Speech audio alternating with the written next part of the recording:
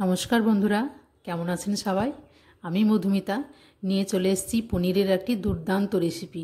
বাড়িতে যে কোনো অনুষ্ঠানে বা কোনো বাড়িতে গেস্ট আসলে অবশ্যই একবার এই রেসিপিটি ট্রাই করবেন। সম্পূর্ণ ভিডিওটি দেখার অনুরোধ রইল। এর জন্য আমি পনিরগুলো লম্বাভাবে কেটে নিয়েছি। আপনারা আপনাদের ইচ্ছে মতো কেটে নিতে পারেন। কড়াইয়ে সাদা তেল দিয়ে পনিরগুলো আমি খুব হালকাভাবে ভেজে নেব, কোনোভাবে লাল করে পুড়িয়ে ফেলা যাবে না। মাত্র 1 থেকে 2 মিনিটের মধ্যে নেড়ে এগুলো তুলে নেব। বেশি ভাজলে পনিরগুলো একটু কড়া হয়ে যায়। দেখুন আমার ভাজা হয়ে গেছে। আমি হাই হিট রেখে পনিরগুলো একটু ভেজে নিয়েছি।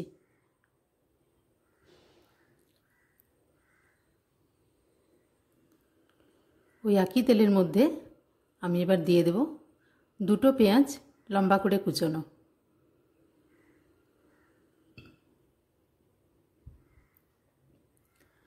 পেঁয়াজটাকে লাল করে ভাজবো না, খুব হালকা আঁচে ভেজে নেব।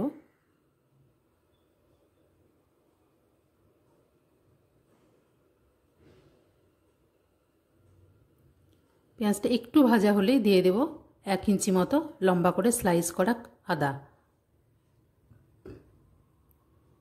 দিয়ে দেব প্রায় 8 থেকে 10 কোয়া রসুন। দিয়ে দেব 3 থেকে 4টে কাঁচা লঙ্কা। এটা আপনারা ঝাল বুঝে দেবেন। খুব হালকাভাবে সব কিছু ভেজে নেব, কোনোটাই লাল করে কড়াভাবে ভাজা যাবে না। ভাজা হয়ে গেছে, আমি এগুলো এবার তুলে নেব।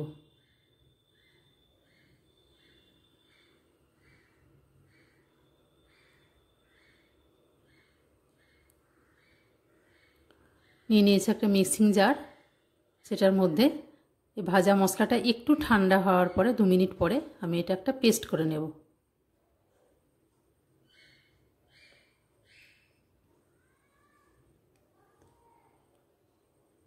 এতে আমি দিয়ে দেব 1 মুঠো ধনেপাতা।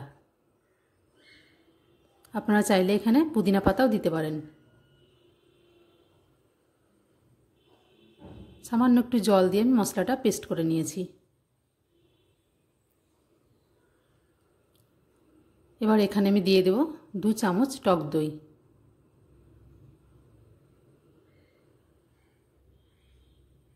আমি এখানে 300 গ্রাম পনির রান্না করেছি, তার জন্য আমি 2 চামচ দিয়েছি। আপনাদের পনিরের পরিমাণটা বেশি হলে টক দইয়ের পরিমাণটা বাড়িয়ে নেবেন। ওই পনির ভাজা তেলেই আমি এবার চলে এসেছি। এখানে দিয়ে দেব 2টো তেজপাতা, দারচিনি, এলাচ, লবঙ্গ এবং খুব সামান্য পরিমাণে একটু 5 ফোড়ন। ফোড়নগুলো একটু ভাজা হলে আমি যে পেস্টটা করে রেখেছিলাম সে পেস্টটা এর মধ্যে এবার ঢেলে দেব। দেখুন ফোড়নগুলো ভাজা হয়ে গেছে। সমস্ত পেস্টটা দিয়ে আঁচটাকে এই সময় হালকা করে রাখতে হবে।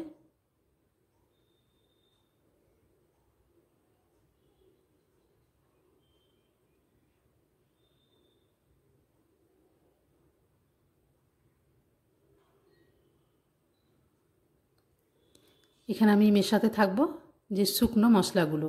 দিয়ে দিয়েছি 1 চামচ হলুদ গুঁড়ো, 1 চামচ জিরের গুঁড়ো, 1 চামচ ধনের গুঁড়ো এবং এটা হচ্ছে কাশ্মীরি রেড চিলি পাউডার।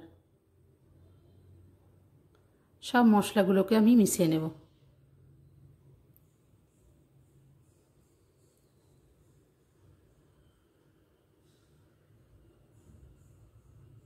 দিয়ে দেবো এখানে মিক্সি ধোয়া জল, খুব সামান্য পরিমাণে দিয়ে মশলাটা কষাতে থাকবো।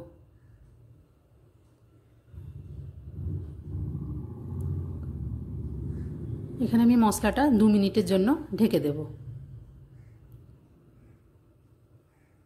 ফিরে এলাম 2 মিনিট পর। দেখুন মশলা থেকে অনেকটা তেল ছাড়তে শুরু করে দিয়েছে।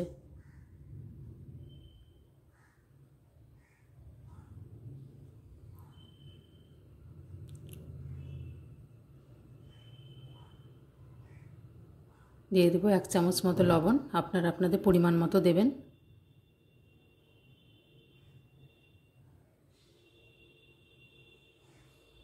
এখানে আমি নিয়ে নিয়েছি 2 চামচ ফ্রেশ ক্রিম। এই ক্রিমটা কোনো বাইরে থেকে কেনা নয়, আমার বাড়ির দুধের যে উপরে সরটা পড়ে সেই সরটায় আমি 2 চামচ নিয়ে একটু ফেটিয়ে নিয়েছি।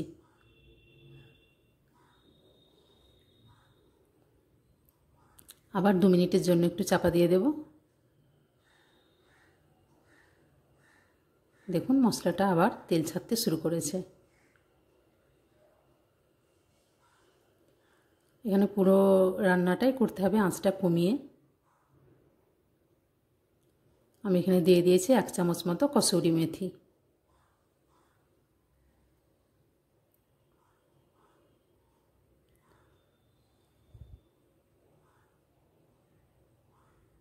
দিয়ে দেবো ভেজে রাখা পনিরগুলো। পনিরগুলো ভালোভাবে মিশিয়ে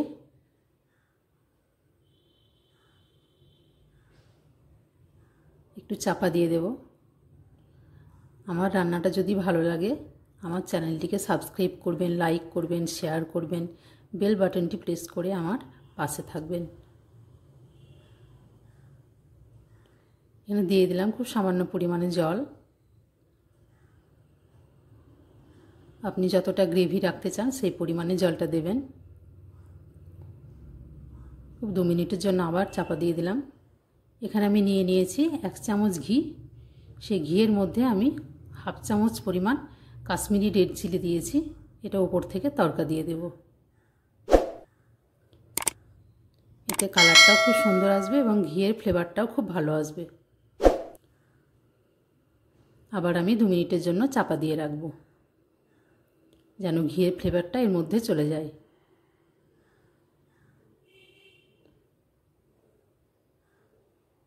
দেখুন 2 মিনিট পরে রান্নাটা একদম পুরো কমপ্লিট।